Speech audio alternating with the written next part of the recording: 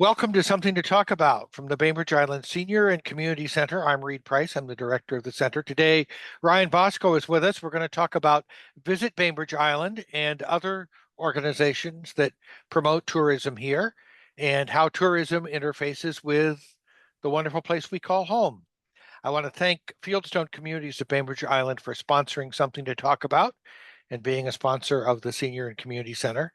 Fieldstone offers independent living, assisted living, and memory care up on Rolling Bay, and they'd love to give you a tour. In fact, if you come by for a tour, they would be glad to also treat you to a meal, lunch or dinner. Give them a call. Ask for either Sierra Wood or Randy O'Neill. Be glad to help you out. The number is 206-594-1010. Also, as you know, we live on the ancestral homelands of the Suquamish people, the people of the clear salt water who have lived on the Salish Sea since time immemorial. We are grateful for them, and we would like to acknowledge that they have been great stewards of these lands and waters, and we are continuing to learn from them. So, Ryan, thank you very much for agreeing to meet with us today. I appreciate that. Would you tell us a little bit about Visit Bainbridge Island and about sort of what you do as a proponent of that organization, and then we'll kind of go from there. Sounds good. Reed, first of all, thank you, everybody. This is really an honor and a privilege for us to be able to kind of share a little more about our organization, our background, and what we're trying to advocate and advance here on Bainbridge Island. As Reed mentioned, I'm a board member and current kind of program manager for Visit Bainbridge Island. We're a 501c6 nonprofit organization based here on Bainbridge. I myself have lived here on the island for about 6 years, moved here in August of 2019. My wife and her parents also live with us. I'm also the proud father for two young, almost 5-year-old twin boys. Oh boy, so almost in kindergarten. Almost in kindergarten. They're in preschool right now. Their birthday is next week. Ooh, It's a lot of fun things to talk about. So yeah. it's a good time, but it also is great in having kids that young to be able to get out and continue to explore so many new things on Bainbridge. Like I said, I've lived for more than 6 years, and I'm still finding new things to go and do, which is fantastic.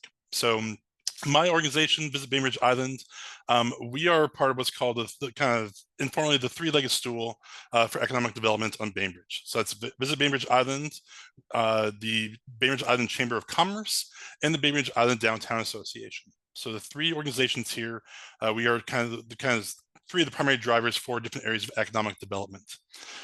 Visit Bainbridge Island operates as what we call a destination marketing organization. So our job is focused on bringing guests from further than 50 miles away over to Bainbridge, primarily for overnight stays or just for day trips. So when we talk about tourism writ large, we're talking about tourism, the whole umbrella. We have destination marketing, which is a big part of that, trying to bring people here for overnight accommodation.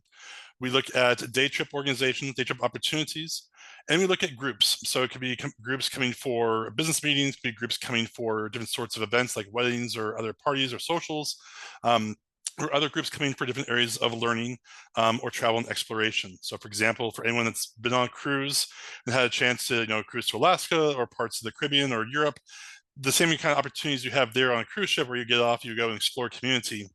We bring a lot of guests over to also explore Bainbridge as well. So those are kind of three different areas there that we cover, we work with. Our partners at the Chamber also definitely, their mission really is to focus on building better economic opportunity for small business owners and medium and large business owners across the entire island. The Bainbridge Island Downtown Association is primarily focused on Winslow Way and the revitalization of that corridor. The Bainbridge Island Downtown Association is part of what's called Main Street America. Within Washington State, there's 29 different Main Street America organizations, and they are all, I think in order to be part of the Main Street focus, you have to have a downtown core, buildings that are at least 50 years old, and constantly working to improve the economic vitality for that area. So Now, when you're looking at this, you were saying, for example, the chamber kind of is focused on the island itself. correct. And businesses there to support it. Sounds like the Downtown Business Association is again mostly focused on ways to engage and improve the environment for people right along Winslow Way Correct. Yep. and South and Madison Mhm. to the marina in that area, Right. I'm guessing. Um, but you're looking a little further afield. You were telling me that you were talking to some folks today and took them up to Suquamish and the Right. Suquamish Museum. So it's all part of visiting the island is also like the Kitsap Peninsula. To some degree, and we are probably one of the best gateways into the Kitsap Peninsula and into everything for the entire Olympic Peninsula as well. So today, as mentioned, I was hosting a group of travel journalists and travel cruise agents from around the U.S. Most of them were from the Southeast and from the East Coast. They were brought over. In this situation, we were reached out to by the State of Washington Tourism Office and their partners at the Port of Seattle Tourism and Economic Development Team, asking if we could help host these visitors for a day and show them more about Bainbridge. The reason being that a lot of their clients and stories that they write wanted to look at local communities that have easy accessibility, so we get shopping, dining, restaurants, but also a really good focus on tribal or other history. And so we were able to bring them over. We kind of spent a little bit of the mornings through some of the coffee shops in town. We had transport provided by Bainbridge Adventures and Tate Forest, which is a local transport organization here on the island. We went up to Pia, the Peacemaker statue at Sakai Park, and then we went up to Suquamish Travel Museum in the Suquamish area, and just be able to kind of share a lot of that history of both of kind of kind of the whole Poulsbo Squamish to Bainbridge area of land, kind of giving more background of that history was a real eye opener. We had a lot of really good feedback from these writers and from these journalists. In the past, we've also done more of a focus towards the Japanese American Exclusion Memorial and a lot of our Japanese American population as well. The number of guests that come over that really want to see more history. I think one of the best advantages we have, especially for tribal, is the fact that because our tribal leaders all the way back to Chief Kitsap and Chief Seattle were so focused on having better peace with the incoming settlers, that allows us to preserve a lot more of our records and have more things to be able to share with guests and with visitors to learn about now. They might see in some of the Plain States or other areas. So having the opportunity to share that here is a huge asset. And same thing with our other parks and other areas here on the island. So one of the other things that you said to me before we started this conversation was that one of the things that those visitors that you were hosting today were impressed with was the fact that we have a real community here. We have an active, normal sort of, you run into people on the street and they're not all from out of town. Many of us Mhm. live and work here. How, I'm sure I know because I live and work here that there's a lot of concern about the idea that when you have tourists coming, that you sort of are going to ruin the environment. And so when you're thinking about how to engage people Mhm. um, in our community, do you think about ways that are actually highlighting the things that are currently strengths Mhm. rather than trying to say, we need more uh, tchotchke shops along Winslow Way? Nothing against the tchotchke shops or their owners, but the two things I'll say there, we look at that identity piece. I think what a lot of even the writers and the travel trade individuals I was meeting with today said, what they love is that we have a real economically strong downtown. They love being able to have the shops, the museums, everything they'll walk to, the dining, and even some accommodations close by there, or other short-term rentals or Airbnbs close by. Um, but what they really loved is that they were all independent businesses. They're all small businesses. I mentioned that we have, a McDonald's, a Subway, and a Starbucks all up the kind of the High School Road neighborhood, about a mile north of town.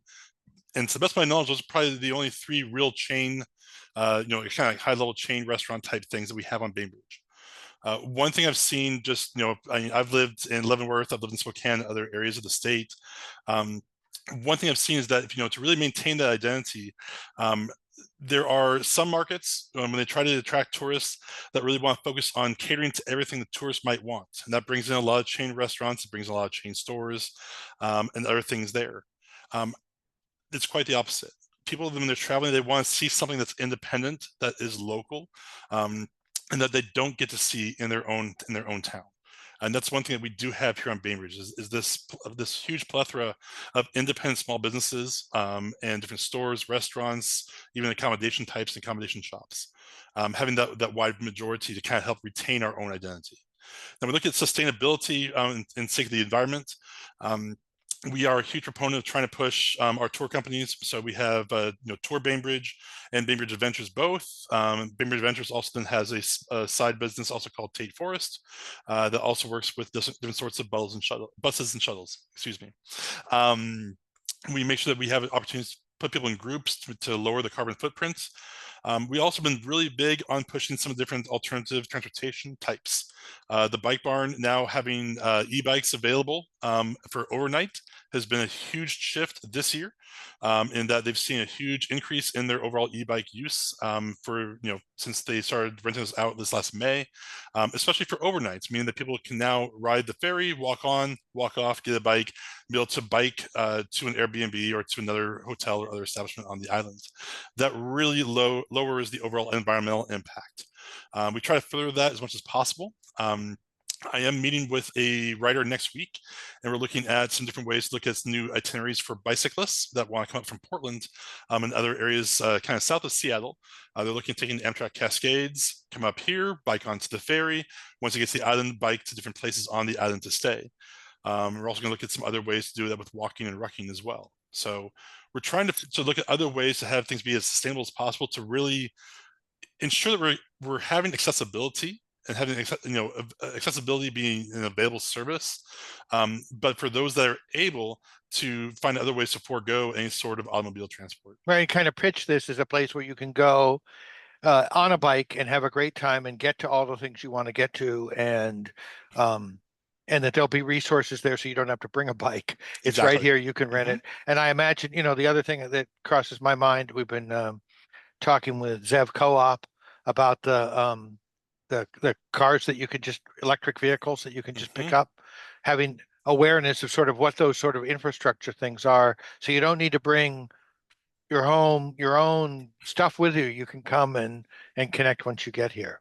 Exactly. As well as the fact that I think it's just also about trying to evangelize all the different opportunities that a lot of our short-term rental owners are really trying to push for as well. So a lot of the folks that, now the city has registered almost all of our Airbnbs and short-term rentals. Looking at other opportunities, can people, ship a bag of clothes ahead of time to the Airbnb? Can they have that available there and have that received? And then that way, when they arrive, they're not going back and forth in cars or other combustion transport. They're finding other ways to get to the places that are a little more sustainable.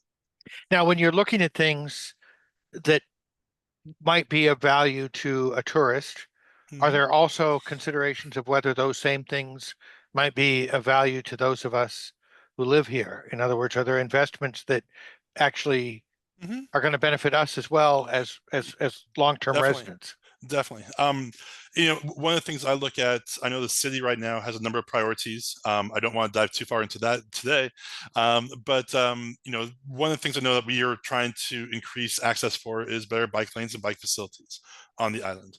If you're in the city council or the city manager's chair, looking at how would you pay for that new construction, that new development, and the maintenance and upkeep for it, there's two different levers you can pull. We can pull the lever of having higher property taxes, or we can focus the lever of engaging better with business operation taxes. So a lot of the money that's spent here on the island can stay here on the island that way. That also reduces the need for the city council to increase any of our property taxes or ask the county to increase any of our property taxes. That makes things much more accessible for all of us, especially for our older, more vulnerable populations. Um, at the same time, too, the more money that we can generate here and keep here also helps fund a wide variety of nonprofit programs. So um, there is a one of the funds from the community, and I'm sorry, from the city of Bainbridge.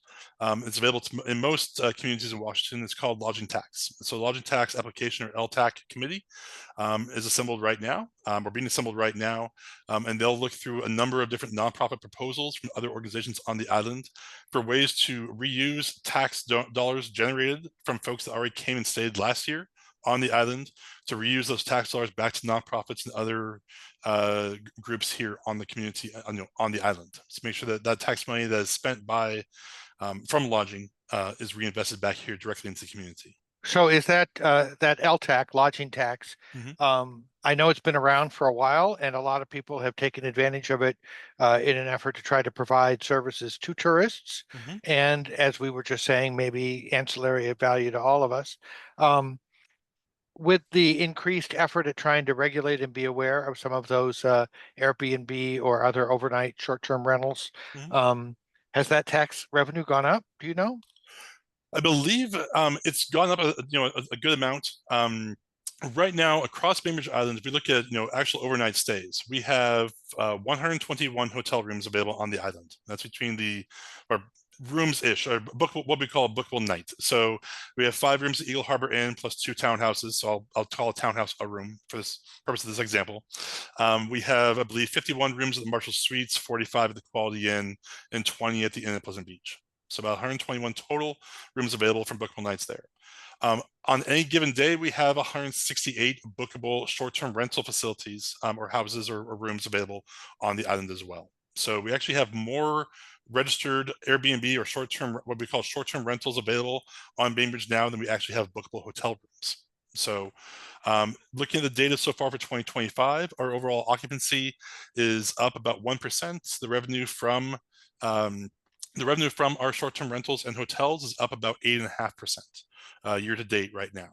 So 2024 was a little bit, we were a little bit lower in overall lodging guests and lodging visitors compared to 2023. So taxes were down a bit here for 2025. Now seeing things here improve in 2025 will be reassessed and reconsidered in 2026 to be spent in 2027. So I definitely see a little bit of an increase, but some good revenues overall. That'll help increase that, hopefully increase that collection of funds for the future. Great. And I'm just curious about the idea of from a perspective of that three-legged stool you talked about, the Chamber, Downtown Business Association, Visit BI. Mhm. Um, is there a preference or an easier, do we like people who stay overnight more, or are those day visitors, is there, from your perspective, an advantage one to the other? I don't know if there's necessarily an advantage one to the other. I think we definitely want to encourage any and all of them. I think there are a good number of the overnight guests that came here first as a day tripper. And so I think that's if they come here and have a great experience as a day trip, the next time they come out either for a cruise or another vacation in the Seattle area, they come over and stay longer. I know from one of my short-term rental owners, she's now had this property for about 6 years, and her occupancy rate is around 85% for the year for a whole house, and over 2/3 of her clients are repeat visitors. So, there's really some good opportunity there that when we bring people over just for the day, finding ways to engage them so they want to come back and be here longer term, definitely goes a long way. So it's definitely there's a full cycle that goes into that. Okay, and then I don't know whether you can answer this or not, but I know that in communities there's been concern about the idea of affordable housing and the nature of short-term rentals. Mhm, Um, obviously, if you're going to have a short-term rental, the activity, the amount of time you're going to need to invest in cleaning and updating and taking care of it is kind of a different animal than if you're going to consider renting to somebody longer term. mhm. Um, do you have any perspective on whether these short-term rentals are a risk to our our challenges of trying to increase affordable housing here? A really great question. I'm not entirely sure there's a risk necessarily to any of those challenges. I think the biggest thing I would look at with from terms of affordable housing is where do people that need the housing, where do they need to get to? What I know, if they have housing at a price that says X, you know, or even like 10%, 15% less than what they have right now for housing somewhere off island, they're going to have that here on island. Does that mean that then they can afford to go to TNC to get their groceries? They want to go Safeway. What do they want to do? I don't want to decide for someone else where they're going to go. I think they can decide that based upon what their housing cost is. I think it comes down to where all do they need to go. So if you have employees that work in the downtown core, they're able to, with housing costs set at a certain level, they're able to shop and buy food and basic needs and necessities in the downtown core. That I don't think there's a lot of impact there. If you have folks that have the ability to bike or e-bike or would need to drive from further away on a regular basis, that's where I get concerned. I think my whole one of our biggest thoughts on VBI is looking at sustainable tourism. And I think sustainability, though, writ large, is a theme that we are trying to drive more and more on this island, and what we're doing to mitigate environmental impacts. I know a number of folks that work in the downtown core and commute from as far away as Hansville or the other side of Hood Canal. That is a huge commute, and that is a huge impact on the environment for the amount of CO2 imprint that's causing to have that commute. If we had housing more available for them here to be able to mitigate and change that and just take those cars off the road, it would be a huge increase, I think, in overall sustainability. Um, I think there's some opportunity for that with some of our houses that are here on the island. I'm not sure to what degree, though. Again, it depends on how many of them are really close to where people need to work versus how many of them are farther away from the downtown core. All right. Um, so if you're interested in participating and helping learn more about how to um, either support tourism or be involved in the tourist decisions, what would you advise for people who might be listening to this who would like to, dig in a Sure. little deeper? The first place I would say is that if you have a set amount of time available each week, that's something that you would really want to kind of explore, get into. I would reach out to Lindsay Browning, who is the executive director of the Bainbridge Island Chamber of Commerce. I know the Chamber of Commerce uses volunteers on a regular basis, both for our volunteer information centers, like at the Chamber office on Winslow Way, or for the information kiosk there by the ferry terminal. Um, we also, I know BIDA will also have, sorry, that's the Bainbridge Island Downtown Association, colloquially BIDA. They will have different events that always need volunteers between the July 3rd street dance.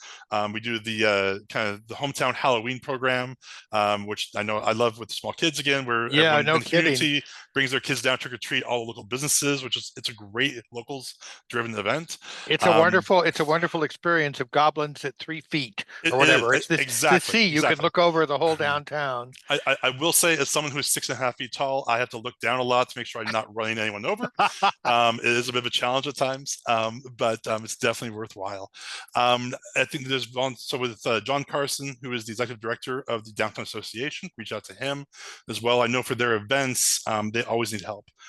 Lastly, I would say you can go ahead and just, if you search Kobe LTAC, so COBI LTAC, just sorry, COBI space LTAC in Google, the first thing that comes up will be the City of Bainbridge Islands lodging tax application page. And from there, you can see all private organizations, including my own, that have received LTAC dollars in the past. And then our deadline for that submission was last Friday. So I know Adam Nebenzahl in the city planner's office is working hard to get those all uploaded for the 2026 cycle. So you'll see that website updated here in the next 1 to 2 weeks with all of our applications for next year.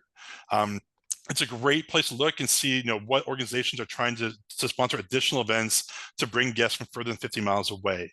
So looking for other nonprofits to join up with and partner with, I think that's a great opportunity there. I will say that I'm obviously on the board here at Visit Bainbridge Islands. I've been on the board before with Kidimu, Kids Discovery Museum. I think there's the more opportunities, if you have the opportunity and the time to volunteer with any of our nonprofits, please, definitely, we love to have you. We need, I think all of us in each of us need more support. And would definitely, I think time is the resource a lot of times we really need the most.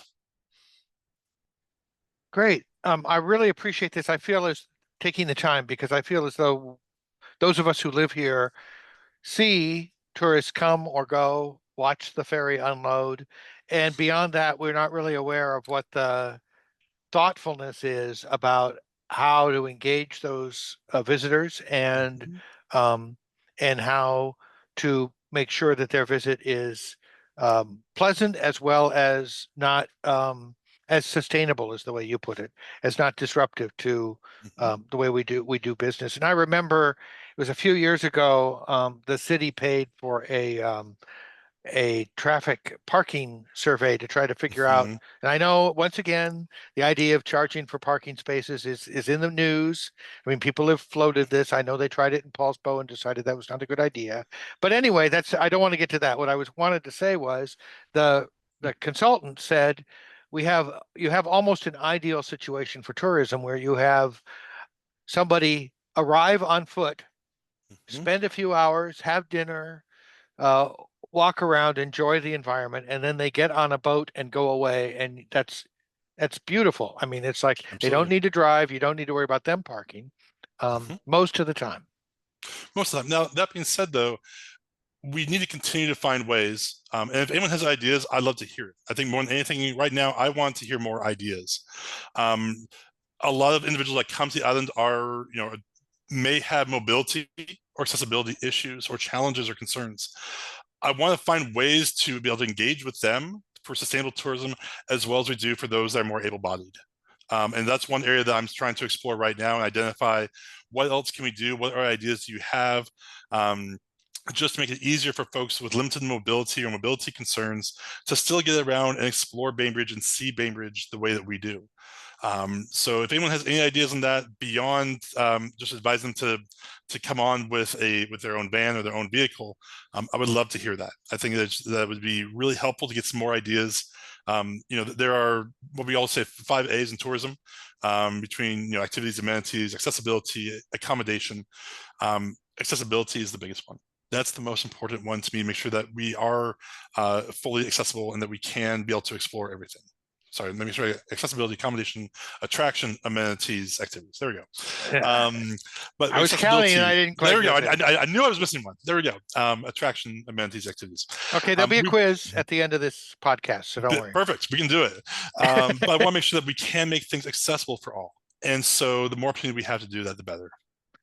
So I think the best, I mean, I see on the visitbainbridgeisland.org website, the email is Mhm. info@visitbainbridgeisland.org. Is that a good way to Definitely. That send can a come. suggestion in? That can definitely come to me. The other one is admin at visitbainbridgeisland.org. Either one of those will come right to me. Great. My friend Sheila Kerwin, you're here. Do you have any comment or question you want to add before we go? You're going to have to unmute, of course. There we go. The only thing I could think of is to somehow continue the high school Jack. What's the name of that? Oh, yes, we've talked with them. Jack Jack Flash. Jack Yeah, Flash. Gosh, yeah. That And means absolutely. that's concept. a wonderful program in the summer. Yeah, Talk about that's accessibility. definitely. That's been a great program to have in the summertime. I think one thing I'd like to see is what else can we do to help them expand. I mean, obviously, the summertime is great. As the seasons change, it's harder to have obviously an open air vehicle. Right. But I'd like to see what else we could do that's similar to Jack Flash that would allow us to travel a little further. So I think the first I've seen Jack Flash from town is up to about Pia and Sakai Park. I would love to see if there's anything we could do that's similar to Jack Flash to get us all the way to Blodell. I think there'd be some great opportunities there. I'm not sure if the team that operates Jack Flash, I think, has some concerns about driving on 305 Yep. all the way that far north. But I think if we can find some similar alternatives to that, absolutely. Well, they could Yeah, certainly go over to the jetpack place, over to the museum, the Japanese American. Yep, Exclusion they can Memorial. definitely get over Yes. there. Yes, yeah.